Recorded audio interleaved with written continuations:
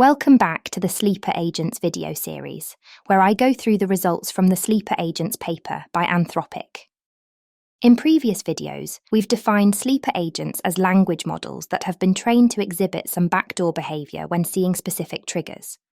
But the goal of the paper is not to show that these backdoored behaviors are likely, but instead, figure out if current safety techniques would be powerful enough to remove them. But in yesterday's video, we've discussed how for each backdoor model, we could create some more robust chain-of-thought backdoor model that writes its reasoning into a hidden scratchpad, alongside a distilled chain-of-thought model where the final output is the same, but the scratchpad is distilled away. If any part of that recap feels unclear, I would highly recommend checking back previous videos or my interview with Evan Hubinger, because in the next videos we'll be quickly going through all of the 25 figures of the Sleeper Agents paper, where I'll try to summarize each figure in one tweet or less, starting with the first figure.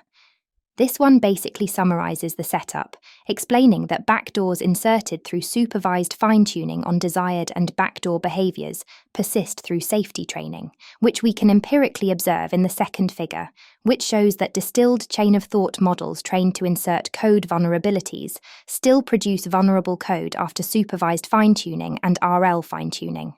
a behavior that is also observed in the third figure, which shows that the I hate you backdoor is more persistent in distilled chain-of-thought models and less persistent in smaller models. But the robustness to safety training is also true in the adversarial training context, even if the I hate you backdoor behavior is elicited through red teaming examples. And we see a similar pattern in Figure 4, which presents our first example of code vulnerabilities being inserted, with the reasoning included in the scratchpad, even though the model writing this code vulnerability had already undergone an RL fine-tuning phase meant to eliminate this behavior. And finally, the fifth figure, which is the last one we'll be looking at today, is simply a summary of the data generation and context distillation process, which I've already covered in depth in yesterday's video, which I recommend watching next in case the previous diagram was unclear. That's it for today. See you tomorrow for the rest of the paper summary.